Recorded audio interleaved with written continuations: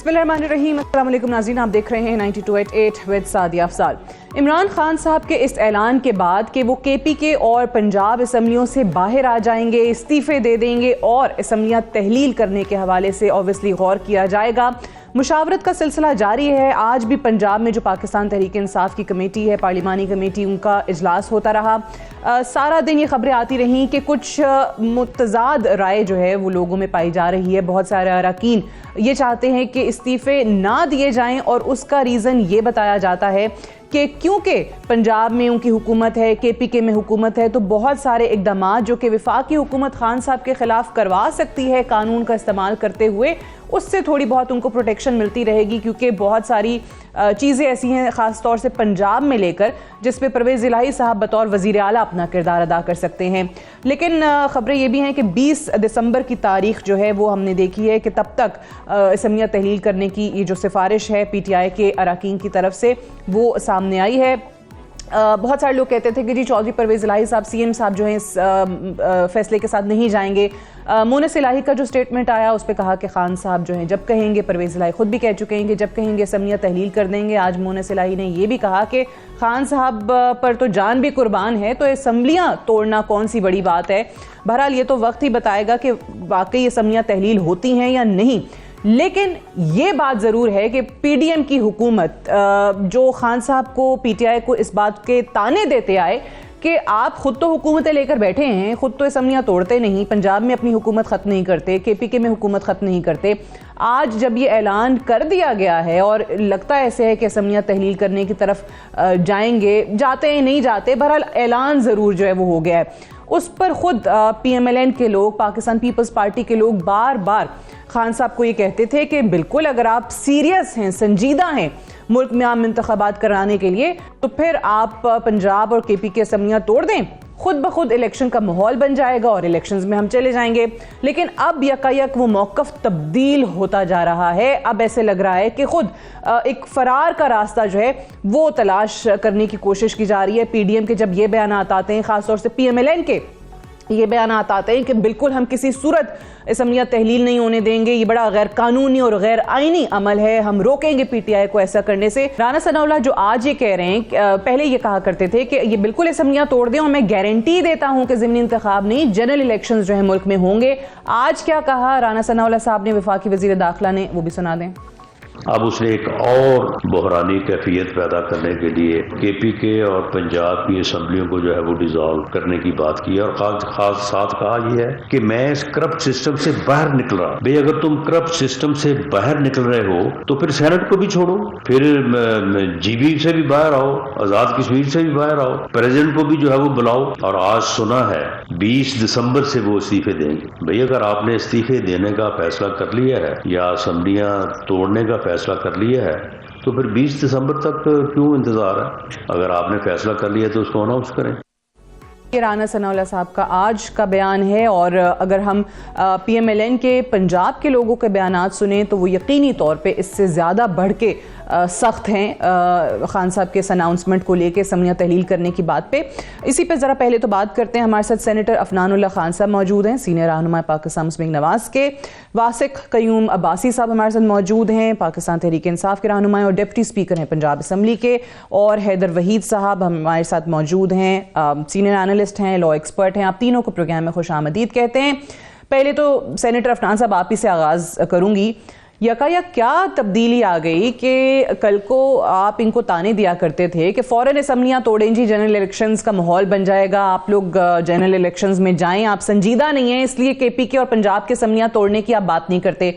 अब अनाउंसमेंट आ गया, अब तोड़ते नहीं तोड़ते या सिर्फ और सिर्फ उस चीज़ वो एक टैक्टिक के तौर पे यूज़ कर रहे हैं, वो बात की बात है। बट जब बयान आ गया तो फिर आप लोग उसको रोकने के लिए क्यों इतना बढ़ चढ़ के बयान दे रहे हैं कि हम किसी सूरत ये नहीं होने देंगे?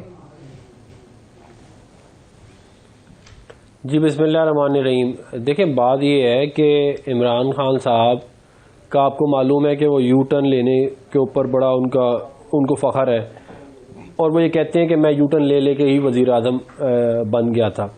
तो अगर इनकी बात के ऊपर हम जाएं तो फिर तो क्या ही बात है। अगर इन्होंने असम्बलियाँ वाकई तोड़नी है तो परवेज़ इलाही साहब को किसी ने रोका हुआ तो नहीं है। वो एक ऑर्डर पास करें और वो असम्बलियाँ डिसॉल्व कर दें।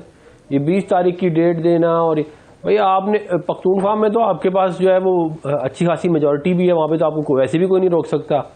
आप असम्बलियाँ जो है वो अपना महमूद खान साहब से बोलें वो डिज़ोल्व कर दें असम्बलियाँ, 1 मिनट में हो जाएगा।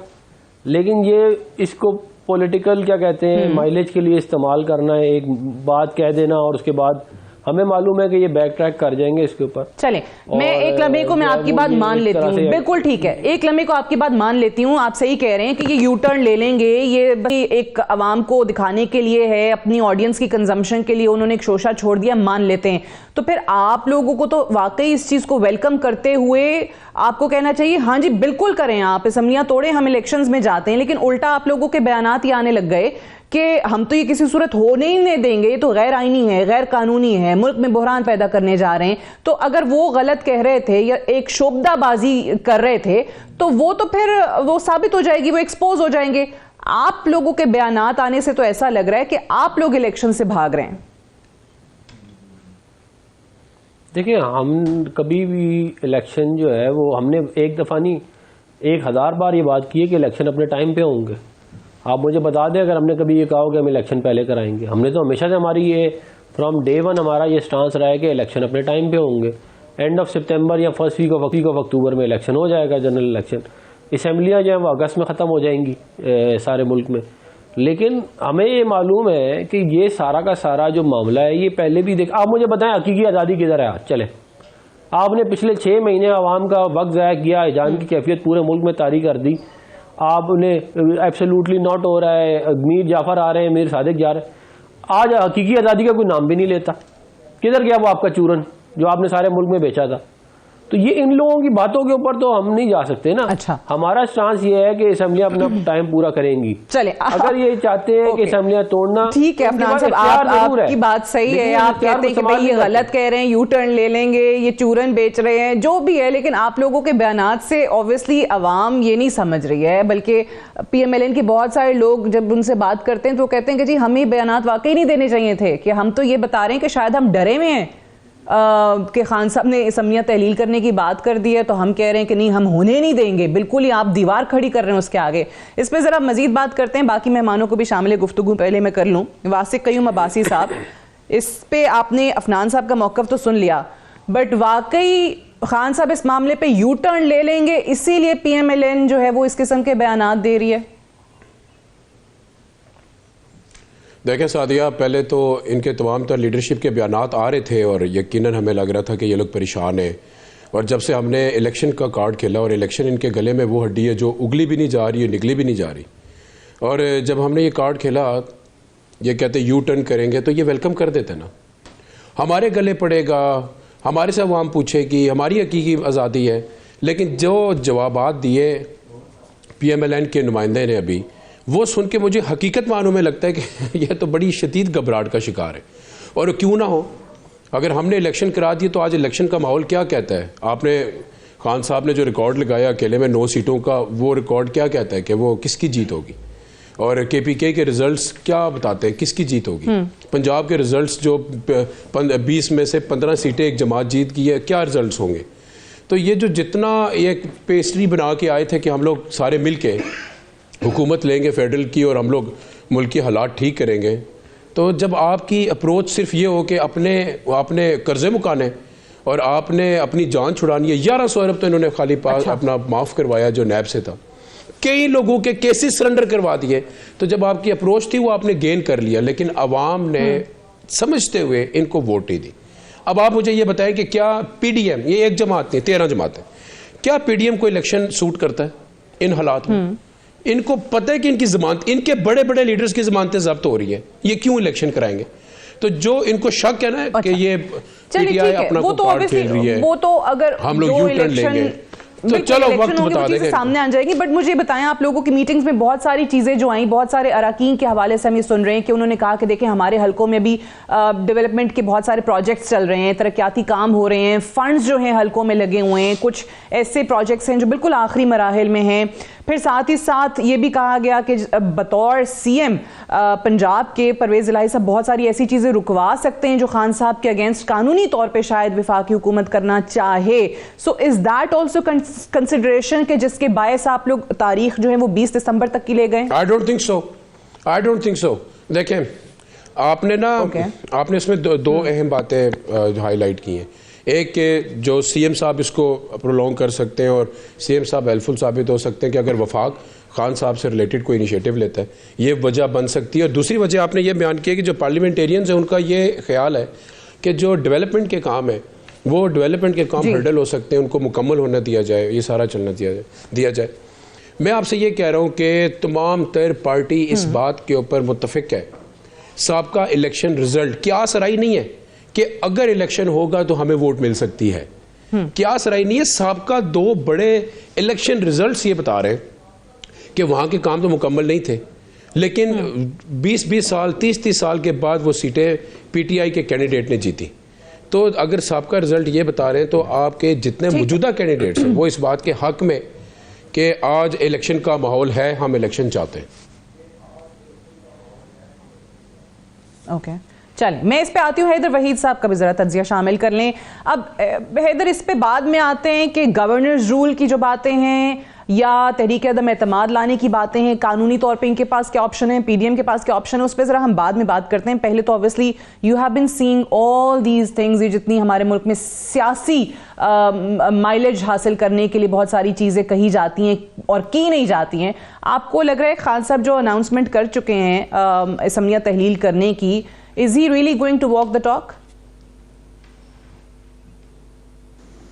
देखिए, उनके लिए एडवांटेज ये होगा कि अगर इस वक्त वो वाकई अपने आप को पॉपुलर समझते हैं और वो समझते हैं कि इसीलिए वो जनरल इलेक्शंस जो हैं वो उसके पीछे हाथ धो के पड़े हुए हैं, तो फिर क्यों ना पंजाब और केपीके में 5 साल का मैंडेट ले लिया जाए।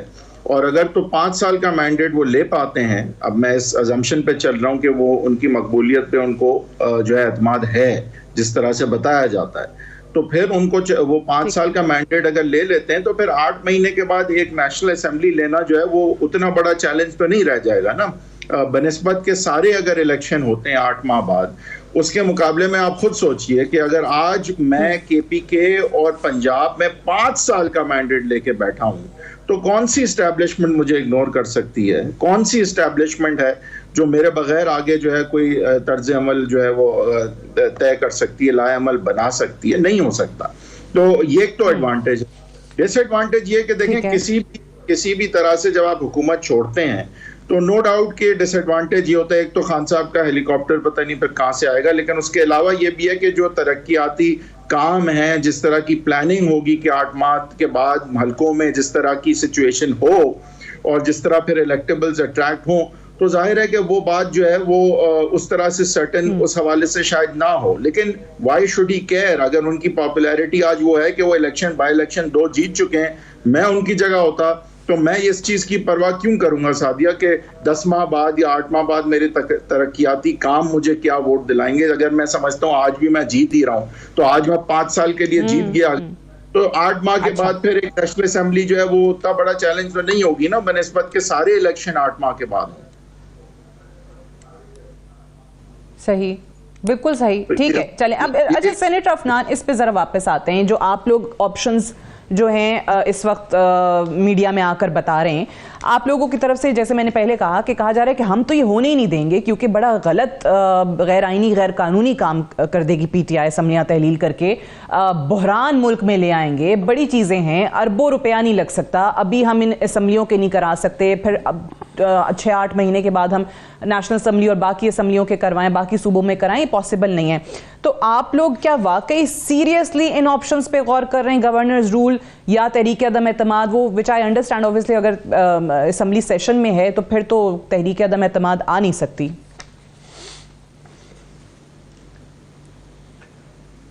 देखें, जो तहरीक अदम एतमाद है वो तो हम पंजाब में जमा करा देंगे जब मौजूद टाइम होगा।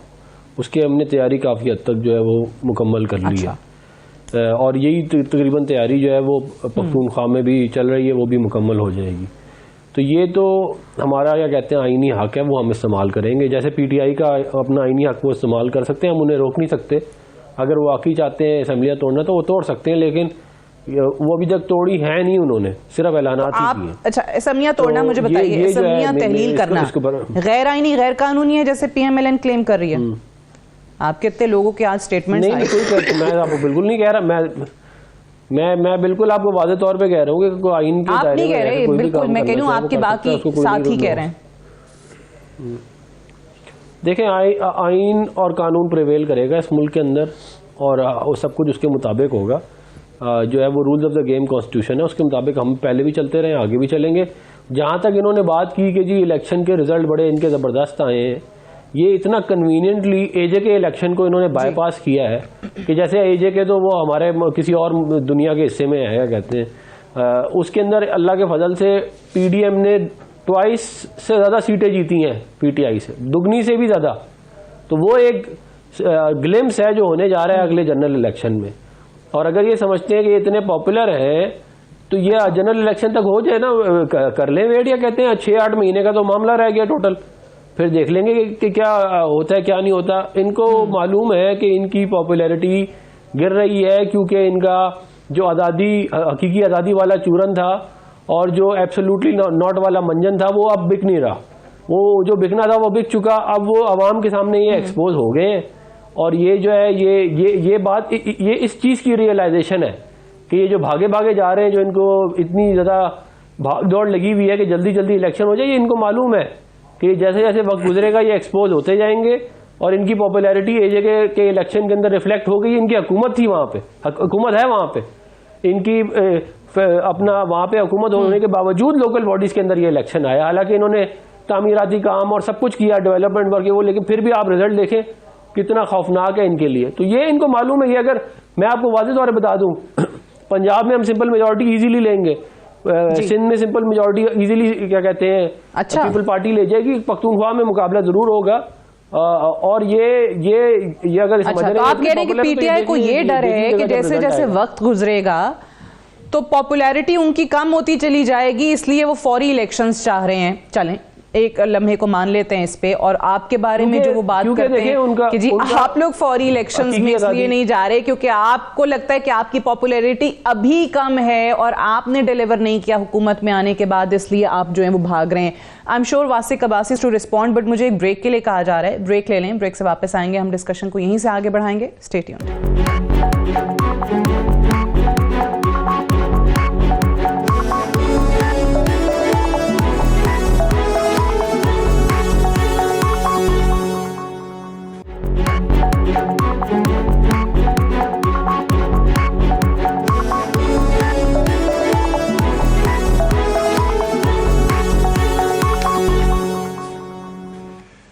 Welcome back. प्रोग्राम में एक बार फिर से खुश आमदीद। बहुत अरसे से ऑब्वियसली पाकिस्तान तहरीक इंसाफ के हवाले से यही कहा जाता था कि आप संजीदा नहीं हैं इंतखाबात को लेकर, वरना जहाँ जहाँ आपकी हुकूमतें हैं वहाँ आप हुकूमत ख़त्म करते, असम्बलियाँ तहलील करते।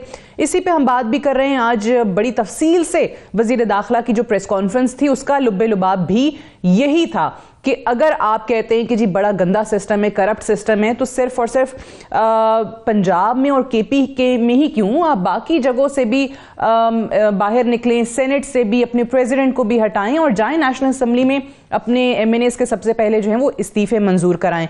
तो वासिक अब्बासी साहब, इसके हवाले से आप क्या कहेंगे? वो जो बार बार आपको, एक तो अफनान साहब ने AJK के रिजल्ट्स जो आए बल्दियाती इंतखाबात उसका भी हवाला दिया कि वहाँ आप कहाँ हैं, और साथ ही साथ दीगर जो सेनेट हो गया या प्रेसिडेंट आपका हो गया या अच्छा, ऐसा है कि गिलगित बल्तिस्तान और AJK से भी वो कहते हैं कि जी बाहर आए फिर।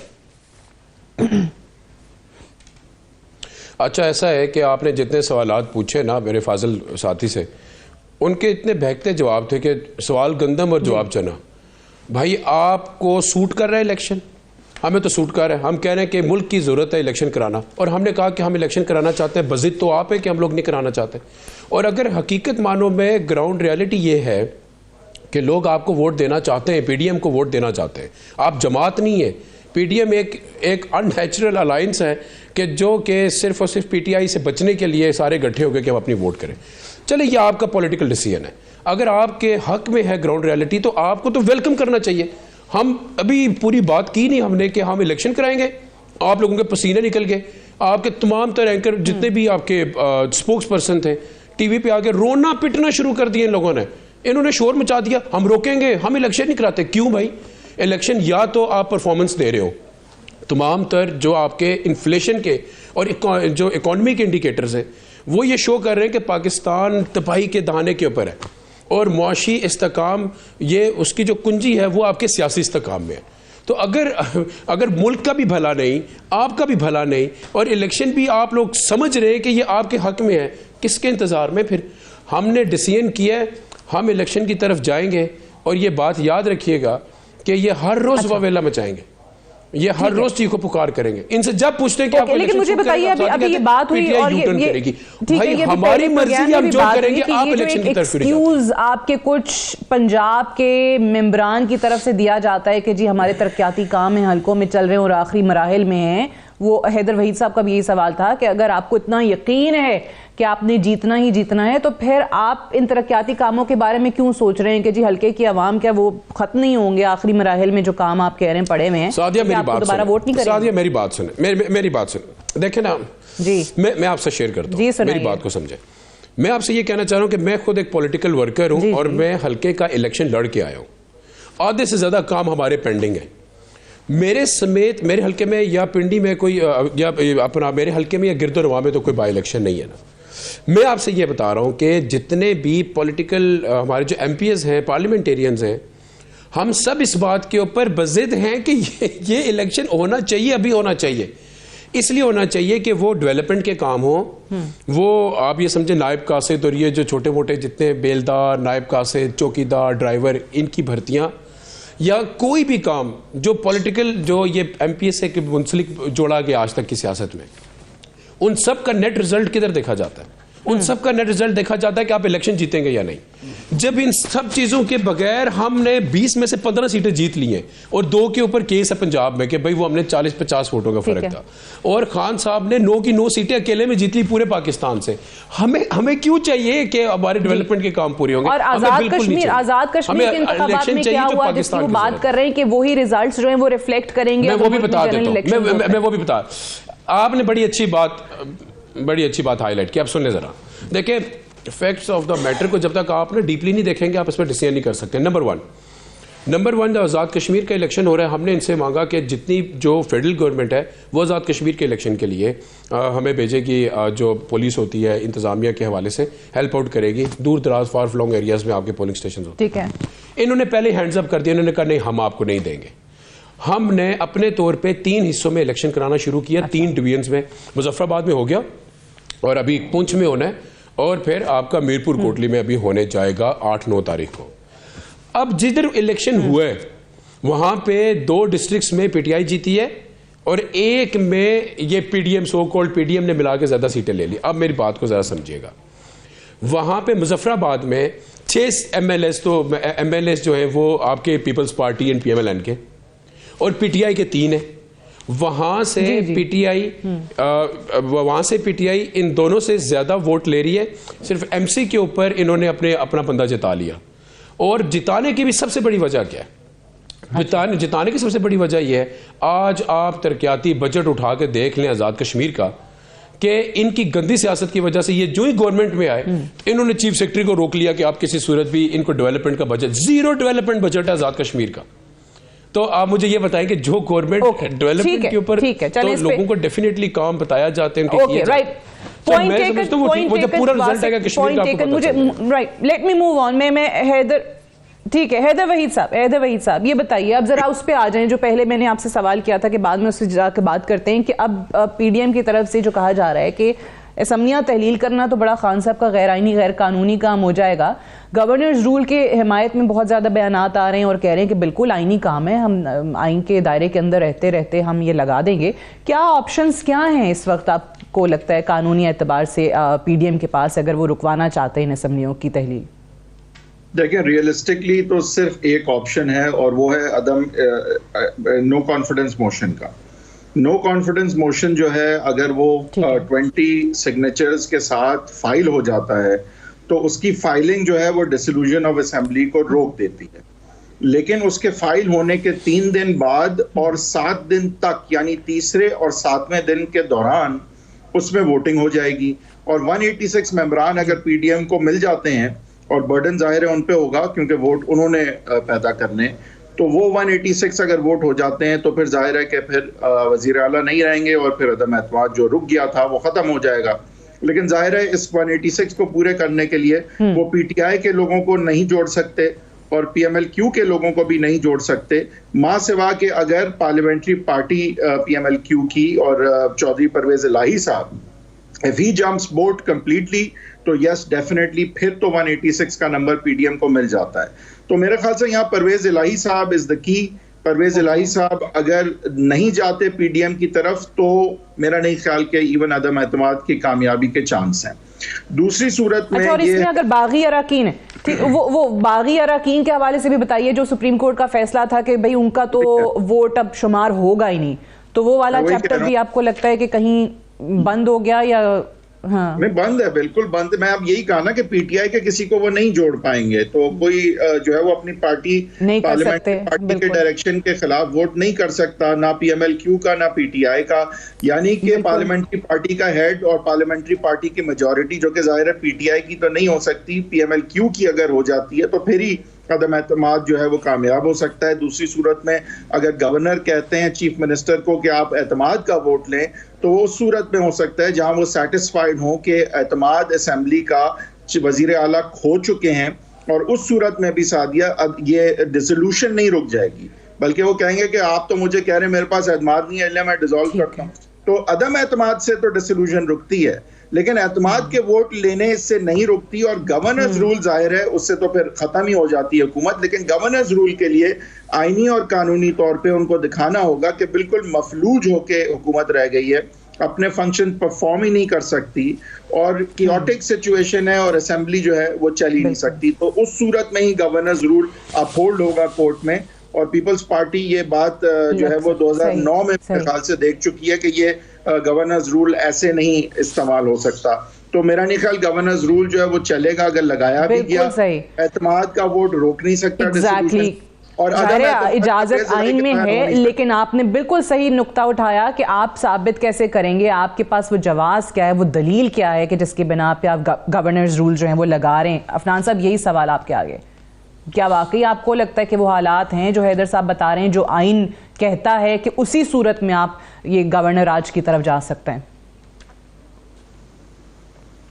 देखिए, एक कियोटिक सिचुएशन तो इमरान खान साहब ने और पीटीआई ने मुल्क में मचाने की पूरी कोशिश तो की है, इसमें तो कोई दो राय नहीं है।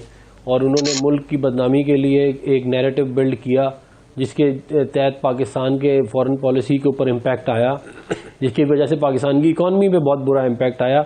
इन्होंने दुनिया में जाके कहना शुरू कर दिया पाकिस्तान डिफ़ॉल्ट कर रहा है, और ये मतलब कि इस तरह के जब कोई कर रहा हो एंटी पाकिस्तान हरकतें, तो फिर ज़ाहिर है नैरेटिव तो इसके लिए जवाब तो मौजूद है, लेकिन हमने ये अभी तक किया नहीं है। और हम जमहूरी लोग हैं, हम चाहते भी नहीं है कि हमें ये करना पड़े। मेरे जो भाई हैं, इन्होंने एजेके के रिजल्ट्स का जो वो किया है, जो उसको एक्सप्लेन किया है, वो मेरी समझ से तो बाहर ही है। क्योंकि ये ऐसे ही है जैसे हारने के बाद आप कहें कि जी मैं एग्जाम में फेल हो गया, बच्चा तो नहीं, वो टीचर ने ठीक तरह पढ़ाया नहीं था, तो वो जो है वो अपना मास्टर मेरा जो है अच्छा नहीं था, या जो भी कोई काम। भाई आप हार गए, अब आप उसको आप स्पिन देने की कोशिश कर रहे हैं, और हारे भी आप बुरी तरह हैं। जब आपके और आप हमें कहते हैं 27 किलोमीटर की हुकूमत है, हमसे आप मांग रहे थे पुलिस। आपके पास तो पंजाब भी है, पख्तूनख्वा भी है, जीबी भी है, एजे के, आपको हमारी पुलिस की जरूरत थी? मतलब कि कोई बात होनी चाहिए ना, कोई तुक की बात होनी चाहिए।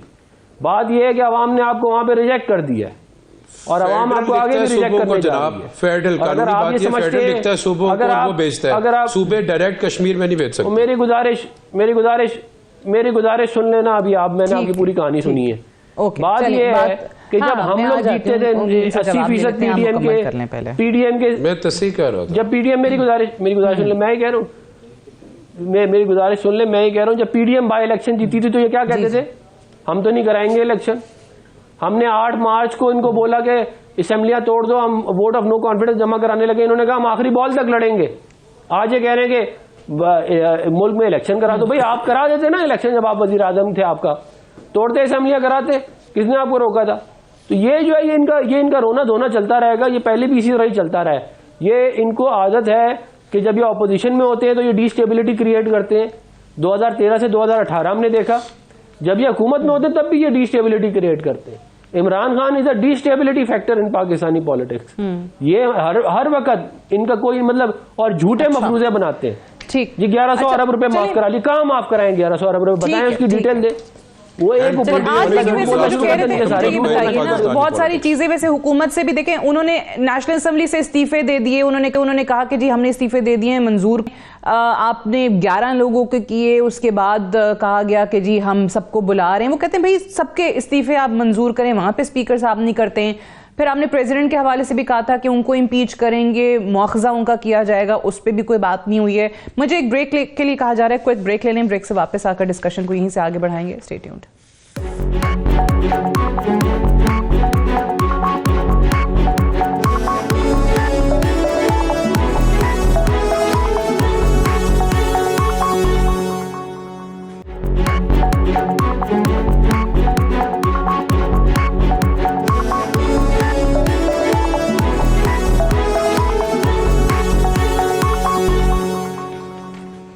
Welcome back. प्रोग्राम में एक बार फिर से खुशामदीद। अभी पाकिस्तान तहरीक इंसाफ के फवाद चौधरी की तरफ से बयान आया है कि अगले हफ्ते हम असम्बलियाँ तहलील कर देंगे, और आसिफ जरदारी का बयान आया है कि हम पंजाब में और खैबर पख्तूनख्वा दोनों जगहों पर हम तहरीक अदम एतमाद लेकर आ रहे हैं।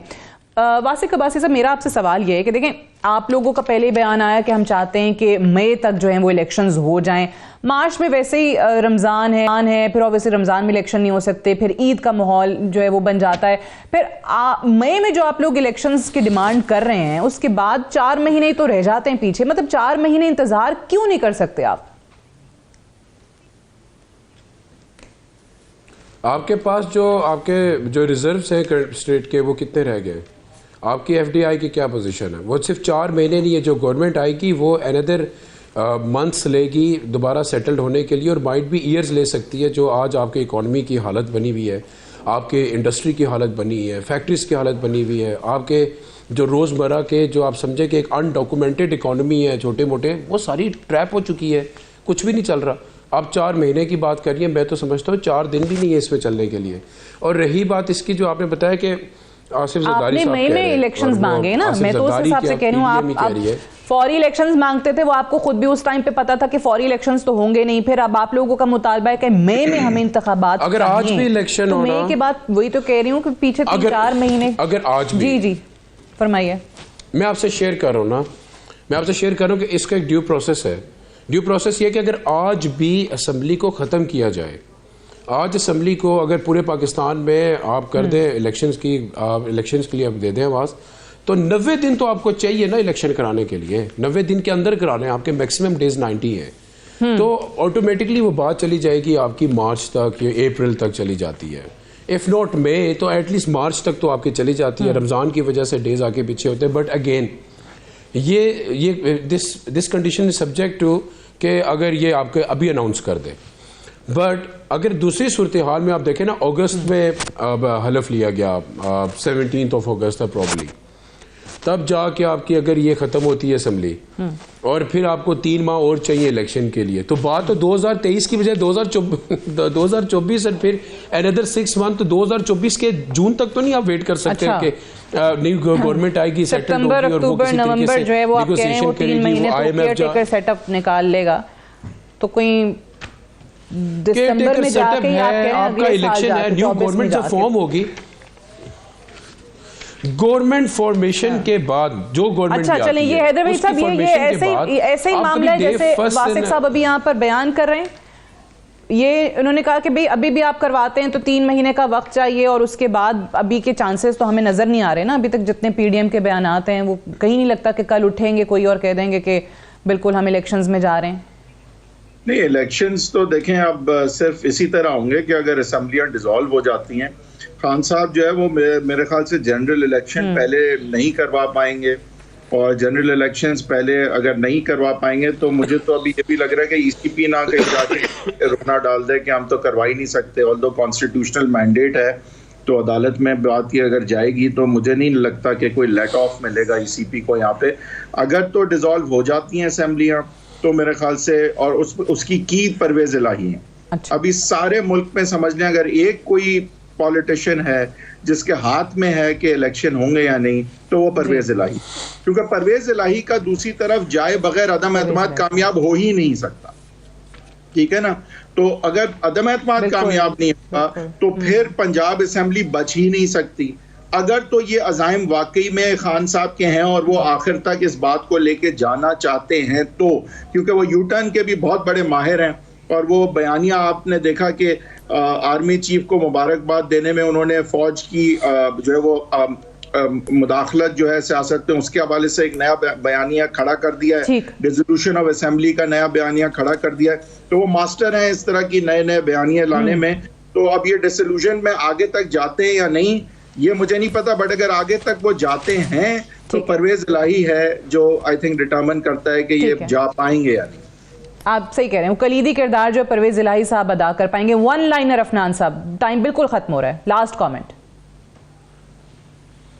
देखिए बस मैं यही कहना चाहता हूँ कि इमरान खान साहब को बचपन से वज़ीर आज़म बनने का बहुत शौक था, तो वो बेताब है कि बस जल्दी से मैं दोबारा वज़ीर आज़म किसी तरह बन जाऊँ। ये इसलिए, वरना आप 2 महीने 3 महीने आगे पीछे करने से कुछ नहीं होता। बस तो वो अब वो उनके बचपन के शौक को पूरा करने के लिए मुल्क में उन्होंने unfortunately I have run out of, have to wind up here. बहुत शुक्रिया सेनेटर अफनानुल्लाह खान साहब, वासिक क़य्यूम अब्बासी साहब और हैदर वहीद साहब प्रोग्राम में ज्वाइन करने के लिए। That's all for tonight, I will see you tomorrow इंशाल्लाह। इजाज़त दीजिए, खुदा हाफ़िज़।